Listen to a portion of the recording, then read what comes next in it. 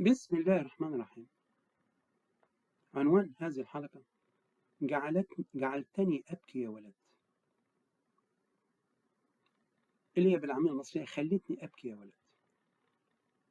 سمير صبري، هذا الممثل الفنان الذي انهالت عليه الاتهامات الدنيئة طوال حياته، واتضح أنه كان يقوم بأعمال الخير لم يقم بها أحد، وفي صمت ودون ما أي دعاية. وألف كتابا عن سيرته الذاتية من أمتع ما قرأت. هو يجيد عدة لغات ومثقف وخريج فيكتوريا كوليدج في الإسكندرية. قرأت كتاب في جلسة واحدة على مدى عدة ساعات، وحزنت عندما انتهى الكتاب.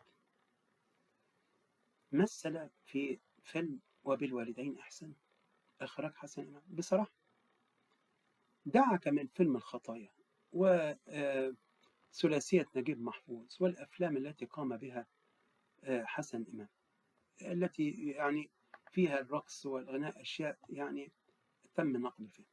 يكفيه وبالوالدين إحسان. ومن أكثر المواقف المؤثرة عندما قام فريد شوقي وهو يقوم بدور والد سمير صبري الابن العابس بتقبيل قدم عمر الحريري رئيسه في الشغل كي لا يفصل ابنه. السادات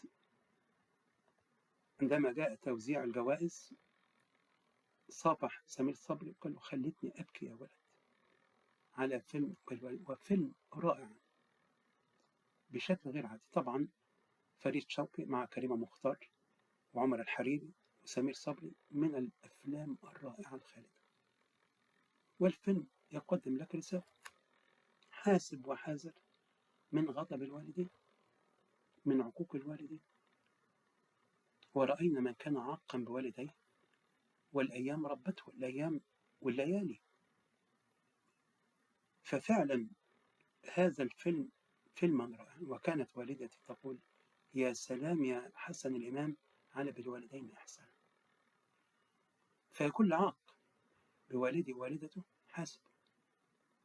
بعد أن يرحل الوالد والوالدة ستجد نفسك عاريا مهما ارتديت من ملابس. ومن يفضل زوجاته على أمه أنت مسكين. الزوجة بدلها 4 بصراحة.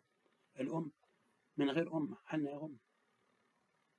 والعاق بأبيه مصيبة. وانظر إلى الحياة: إذا وجدت إنسانا محبوبا ستجد دعاء والديه، وإذا وجدت إنسانا مكروها والده أو والدته كانوا غضيبين عليه. فعلا خلتني أبكي يا ولد، عبارة قالها السادات لسمير صبري. شكرا جزيلا.